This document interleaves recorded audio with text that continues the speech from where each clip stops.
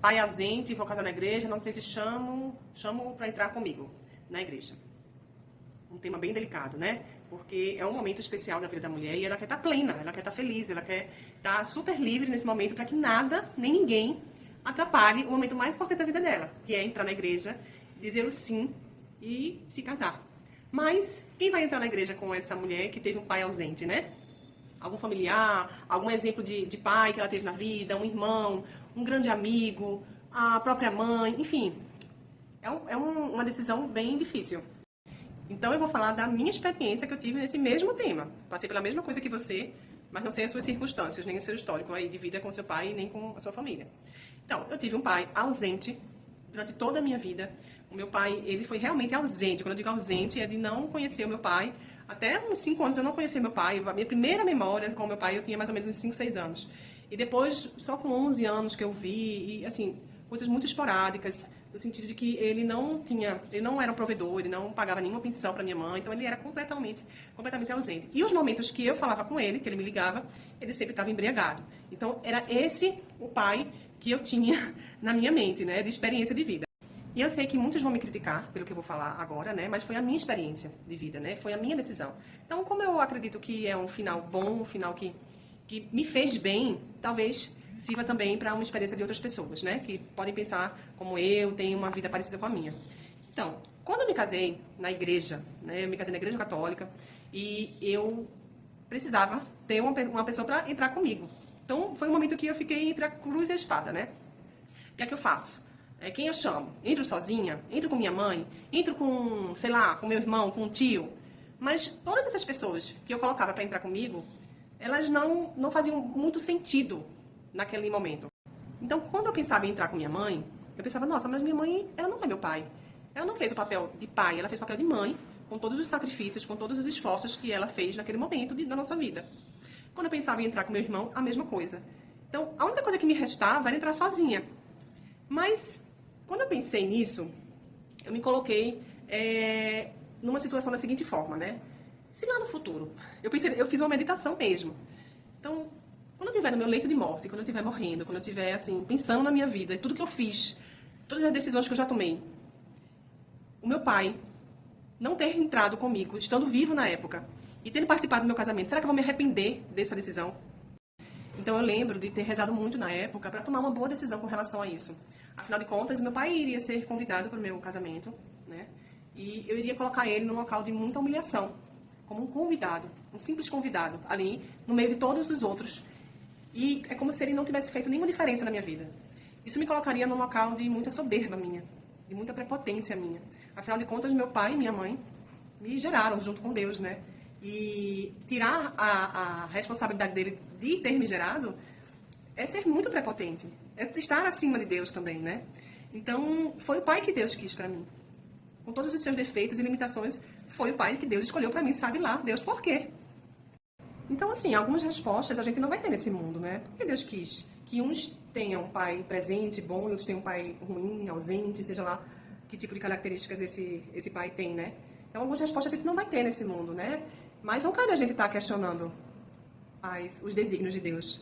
Não cabe a gente estar sofrendo e se lamentando por isso, né? E apontando o dedo para o outro, porque você não foi um bom pai para mim, eu não vou fazer isso, eu não quero, eu quero distância, enfim. Meu pai, ele nunca fez um mal para mim, assim, ele nunca foi uma pessoa violenta, ele fez o mal de outras formas, né? De ausência, de irresponsabilidade, de falta de exemplo, mas com a maturidade eu fui. Então, voltando à minha decisão na época, foi extremamente difícil tomar essa decisão. Eu tive que passar por cima do meu orgulho, da minha própria experiência de vida, de relembrar muitas coisas, muitas experiências ruins para tomar essa decisão. E a minha decisão foi que eu ia chamá-lo para entrar na igreja comigo. Eu liguei para ele e perguntei se ele gostaria de entrar na igreja comigo, porque eu queria muito que ele entrasse. Ele ficou muito feliz na época, mas eu dei uma condição a ele. Eu fiz, olha, eu gostaria muito que você entrasse na igreja comigo, mas eu quero que você não tome nenhuma gota de álcool no meu casamento. Então, para ele isso seria muito difícil, porque ele era alcoólatra. Então, ele tinha muitos problemas com álcool, ele era realmente alcoólatra. Então, imagine para uma pessoa que é alcoólatra estar numa festa onde tem vários tipos de bebida à sua disposição ali. Então, assim, ele aceitou. E no dia do meu casamento, ele estava extremamente emocionado. Dava para ver, os olhos dele estavam sempre com lágrimas. Ele estava muito nervoso. E sabe lá Deus o que se passava na mente dele naquele momento, né? Da retrospectiva que ele deve ter feito com relação à vida dele, com relação a ser pai, ao meu pai. E na minha cabeça também, eu estava muito nervosa, eu estava muito, assim, meio que constrangida. Mas eu lavei a minha alma. Eu lavei a minha alma naquele momento. Eu não tinha uma gota de arrependimento do que eu fiz.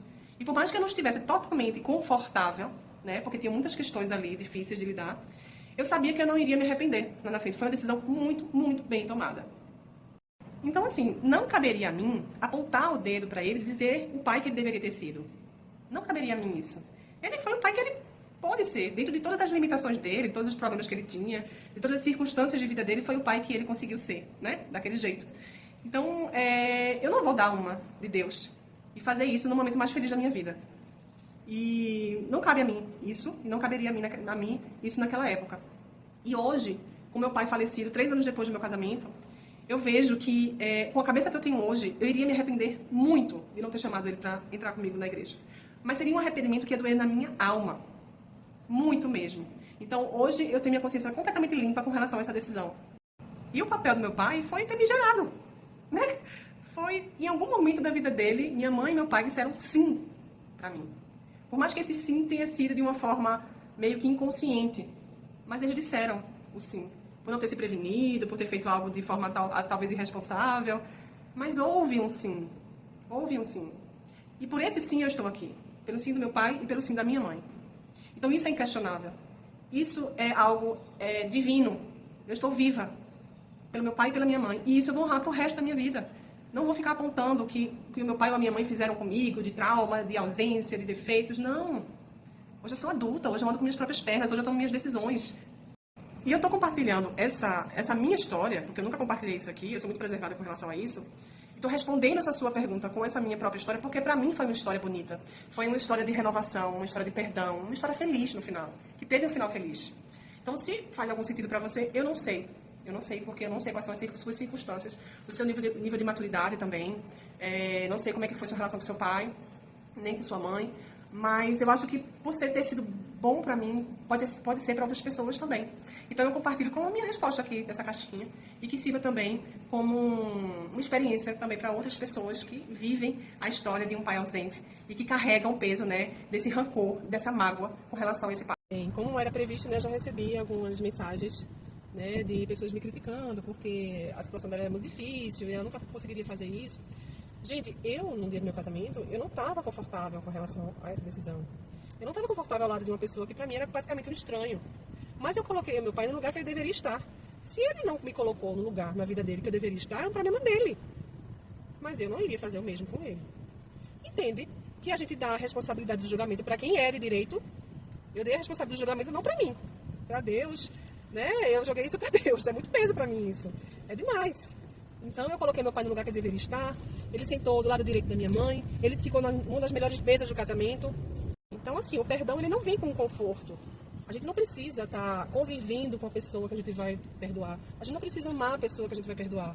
Vocês confundem muito as coisas, né? A gente precisa jogar a responsabilidade para quem é de direito. No meu caso eu dei para Deus, né? Ele que se resolva lá com Deus e não eu. Mas eu, com a educação que eu tive, eu jamais iria fazer isso com alguém. Eu não iria fazer o mesmo. Não iria tomar as mesmas medidas, né, que ele tomou comigo. Então é isso.